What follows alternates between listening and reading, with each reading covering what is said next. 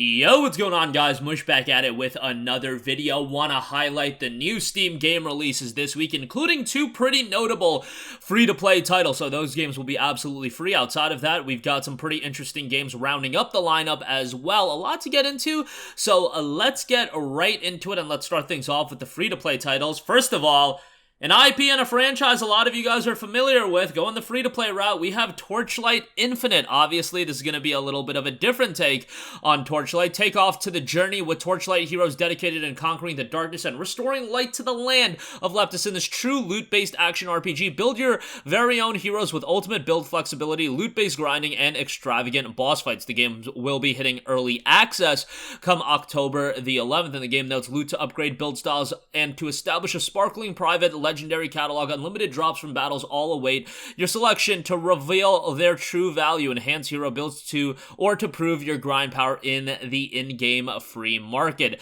Together with 5 unique heroes and many more to come, 24 talent tabs, 200 plus legendary gear, 230 plus powerful skills, all fueling into the utmost infinite possibility on hero builds to suit any playstyle, whether it's blasting foes with fields of fire and ice, hacking and slashing through waves, or raining fury justice down with magical projectiles.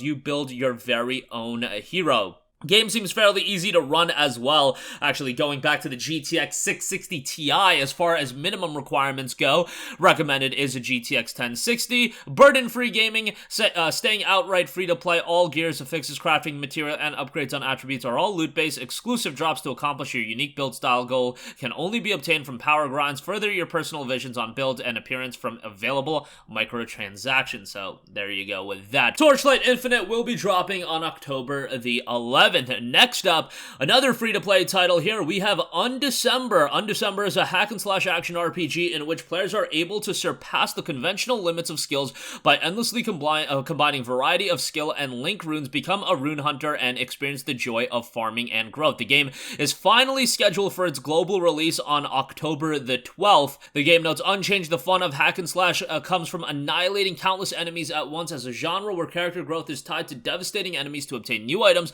the focus was set upon the proposition to gain strength after wiping out enemies during development. Steering away from the typical growth systems, players will be able to enjoy completing their own unique builds.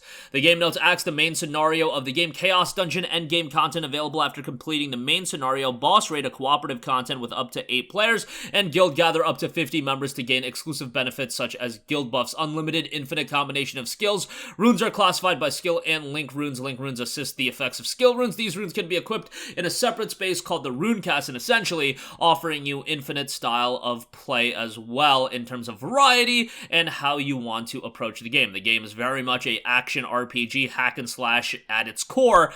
The game is scheduled for a release on October 12th. Again, a free-to-play title here. Visually looks quite good, so be on the lookout for that one as well. Okay, moving on from that, now let's talk about some of the new releases that will be pay-to-play.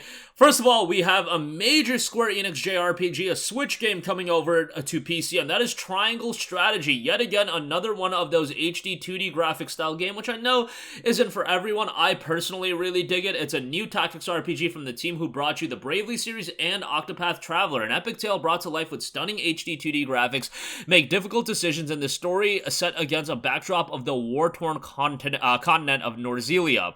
This is a game that saw a relatively strong reception on the Nintendo Switch, I believe in the 80s on Metacritic. If you're a fan of throwback RPGs and tactical RPGs, it's probably going to be right up your alley. The game notes various actions and choices within the game will build up to form your conviction based on 3 sets of values: utility, morality, and liberty. This will affect your path through the story and which allied units will join your cause.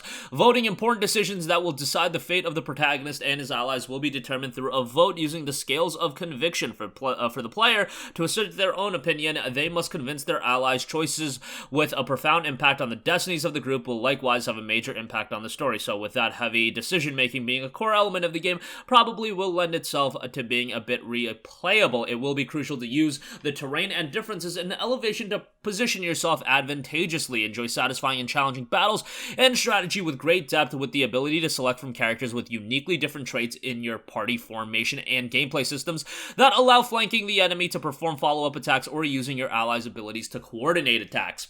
Triangle Strategy will be seeing a release at a full $59.99 price point. However, there is a pre-purchase promotion. It's 10% off for $54. Triangle Strategy drops on October 13th. Next up, another RPG, but a totally different kind of RPG. We have the Last Oricru coming from the new publisher in Prime Matter and the developer Golden Knights. The Last Oricru is an action RPG with a strong emphasis on storytelling and player choice. The player awakens in a sci-fi medieval world on the brink of a war and starts influencing the destiny of the whole world. The game is designed as both a single player and cooperative experience. Now, this is a game that also has a very, very big emphasis on decision making, and really that extends to a lot of the facets of the game as far as how you tackle gameplay, how you tackle decision making as far as the narrative is concerned as well, allowing the game to be incredibly replayable from a story standpoint. It's complex, and it may take multiple different playthroughs to make all the pieces of the puzzle finally click together. You know, Prime Matter wants to publish some major titles to really get off the ground, and The Last Oricru, let's see if it'll be that. It'll also be dropping on October the 13th.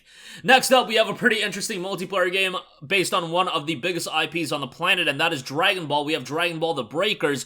Dragon Ball The Breakers is a very different kind of Dragon Ball title, an online asymmetrical multiplayer title. You guys know how games like this work. You have a bunch of players that aren't the most powerful in the world, and then you have one big bad. They will be taking on the role of the classic Dragon Ball villains, including Cell, Frieza, Boo is in there as well.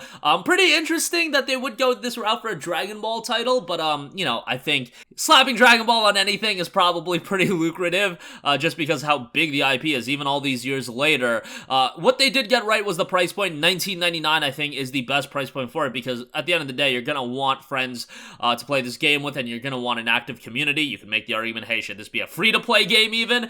But nonetheless, Dragon Ball The Breakers will be dropping on October the 14th. Next up, a brand new RPG as well, a strategy RPG in Lost Eidolons. Lost Eidolons is a turn-based tactical RPG with a gripping cinematic narrative set in a waning empire riven by a civil war. Take on the role of a charming mercenary captain in Eden and lead his band of allies through epic encounters on a classic turn-based battlefield. The game, from a technical standpoint, seems pretty decent, and I think from a gameplay standpoint, looks like it'll have quite a bit of depth. Strategically station your soldiers in every battle to take advantage of their classic and magic skills, master the battlefield, and seize victory in challenging grid-based combat scenarios. So you've got a grid-based strategy RPG here. We'll see how this one turns out. It will be dropping on October the 13th. And lastly, we have an Epic Games Store title coming to Steam finally, and that is the Eternal Cylinder. The Eternal Cylinder has you control a herd of charming creatures and explore an unforgettable alien world filled with exotic life forms and surreal environments. Discover dozens of mutations to overcome puzzles, explore new biomes, and survive on a dangerous planet. The game seems to have quite a bit of replayability, and